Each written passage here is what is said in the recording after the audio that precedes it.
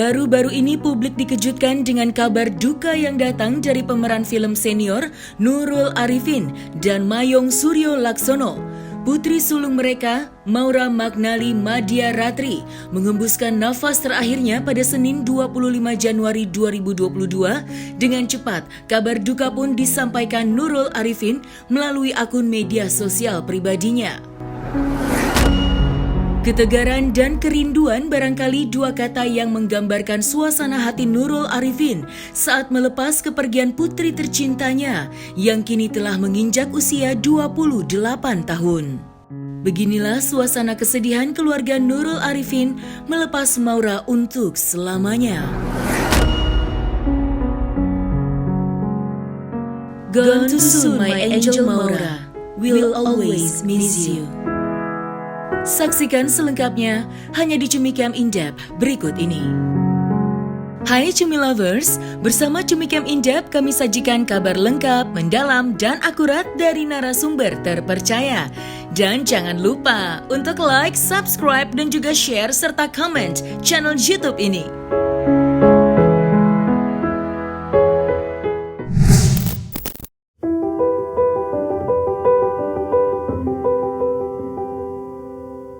Bagai dipayungi awan mendung yang beriring, suasana harum menyelimuti kediaman rumah Nurul Arifin saat melakukan misa requiem atau misa arwah untuk mendiang putrinya Maura Magnali Madya Ratri.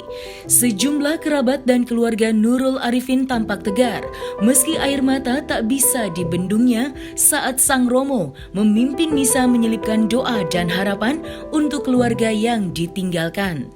Sejatinya Maura Magnali Madya Ratri telah menemukan rumah abadinya di surga. Begitulah Sang Romo menguatkan hati Nurul Arifin dan keluarganya.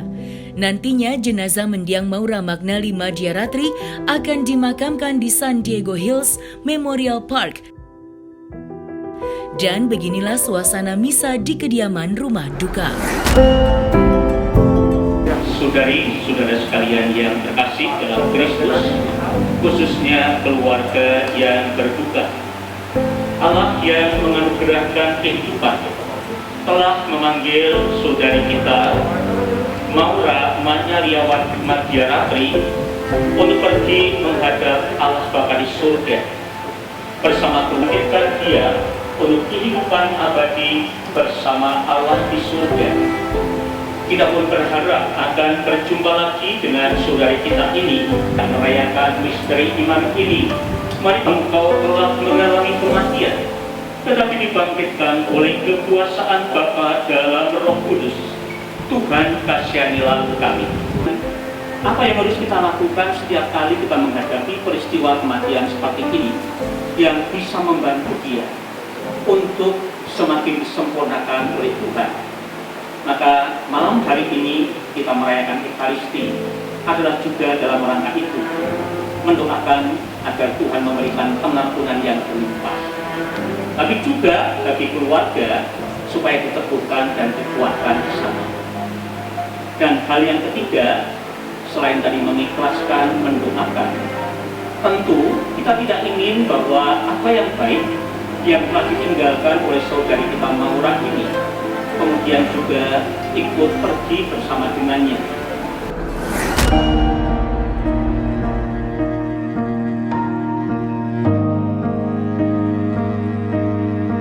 Kepergian Maura Magnali Madya Ratri yang secara mendadak tidak hanya mengejutkan Nurul Arifin dan Mayong Suryo Laksono, melainkan juga membuat sejumlah kalangan tersentak.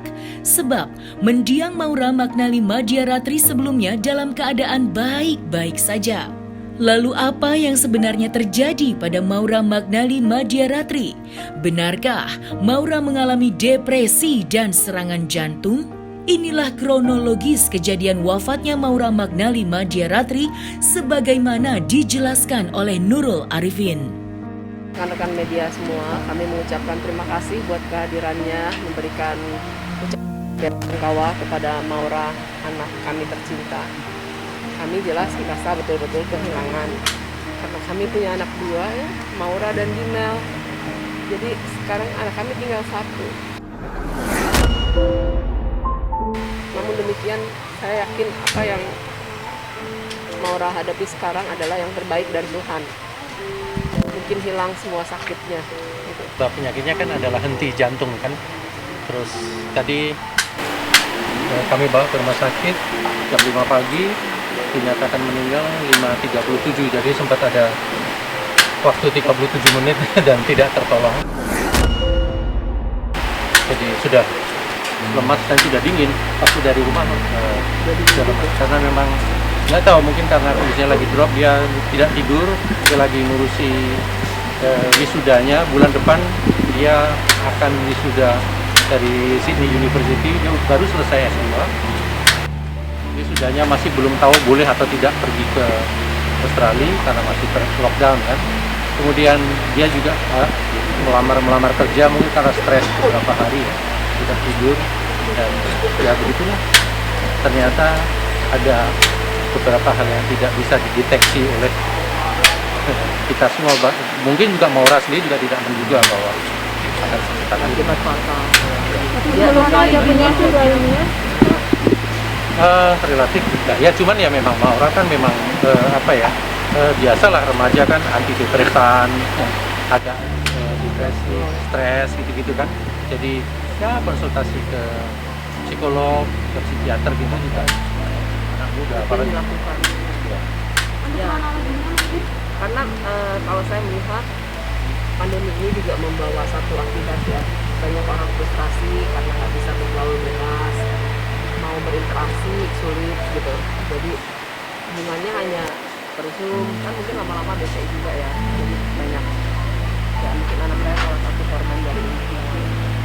Jadi rasa frustasi, kemudian menjadi asosial, yang biasanya berkumpul dengan teman-temannya jadi sulit gitu. Karena dikit-dikit saya juga kalau ada teman-teman dia kesini selalu minta antigen dulu gitu. Jadi mungkin hal-hal ini membebani dia gitu. Dan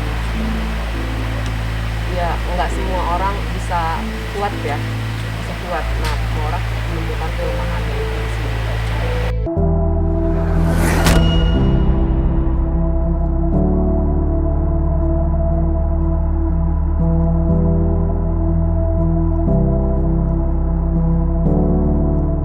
Senin 25 Januari 2022 bisa dikatakan menjadi tahun yang berat sekaligus memilukan bagi perempuan bernama lengkap Nurul Qomaril Arifin. Satu pengalaman eksistensial dalam hidupnya yang menguras air matanya dan menyayat hatinya.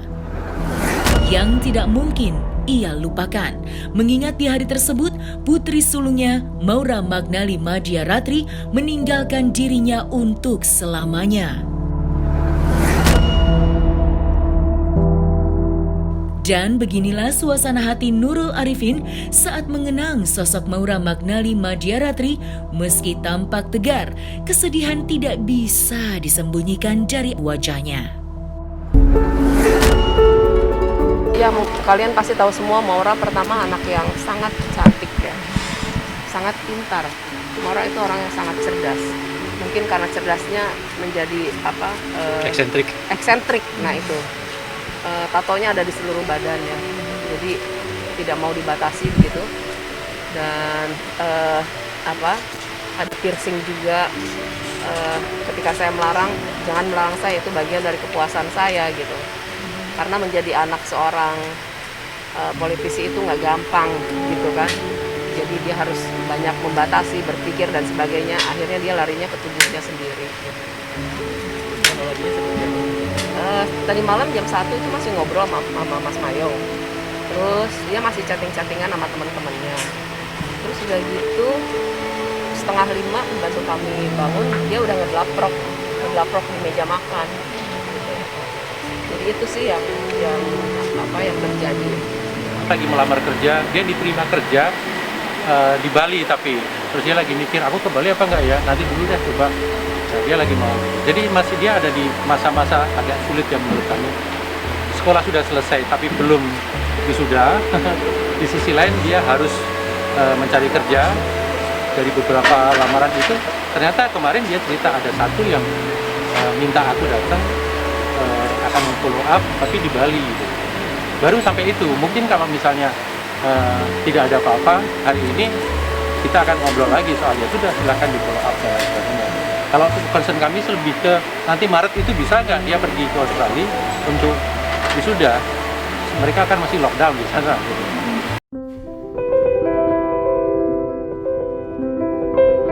Meninggal di usia yang masih muda, yakni 28 tahun, tentu saja menyimpan banyak cerita yang ditinggalkan oleh mendiang Maura Magnali Madyaratri. Nurul Arifin, ibu yang telah melahirkan dan merawatnya, dengan tegar menceritakan cita-cita putri tercintanya yang ingin menjadi seorang pendidik seperti ayahnya. Inilah momen penuh haru saat Nurul Arifin mengungkapkan cita-cita putrinya yang tinggi, namun ajal telah menjemputnya terlebih dahulu. Dia pengen jadi dosen. Kan dia selama sebelum pandemi ya, kan dia ngajar ekskul di Napi Scientist tentang sains gitu. Dan dia tuh menemukan passionnya di situ. Ngajar. Jadi ngajar, kayak bapaknya lah, dia demennya ngajar, dia cita-citanya mau jadi dosen. Bisa dengan ibunya dalam hal apa, dengan ayahnya dalam hal apa. Ke saya dia dekat sekali, kemudian cerita banyak hal tentang kekhawatiran dia.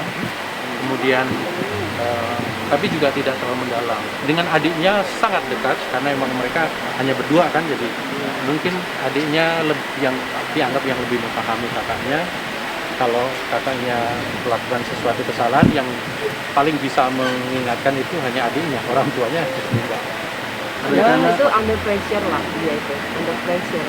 Belum dapat penerbit aja. Belum dapat penerbit karena bukunya kontroversial lah ya. Memang dia kan anaknya nyentrik, anti mainstream gitu. Dengerin lagunya aja semalam lagu-lagu metal gitu yang dia bilang.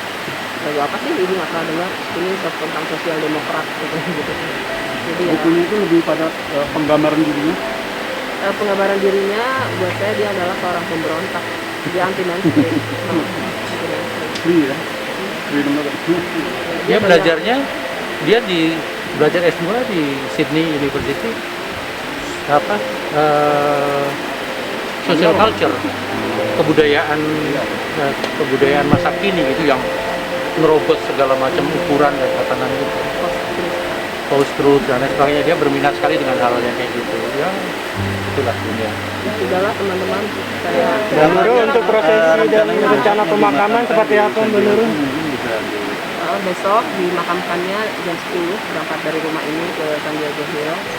Kalau ada yang mau ikutan silakan. Besok kami menyediakan bis juga ya. Misalnya nanti jam 9 bisa keluar. Kita pemirsa di rumah, saya berpesan supaya lebih dekat dengan anak-anak. Kemudian jangan emosional kalau menghadapi anak-anak ya, apalagi di masa-masa belajarnya hanya lewat laptop, handphone dan sebagainya. Di meja makan lagi. Karena saya merasakan kalau terlalu keras dengan anak, hasilnya adalah anak-anak pemberontak. Jadi kalau bisa berikan cinta sebanyak-banyaknya.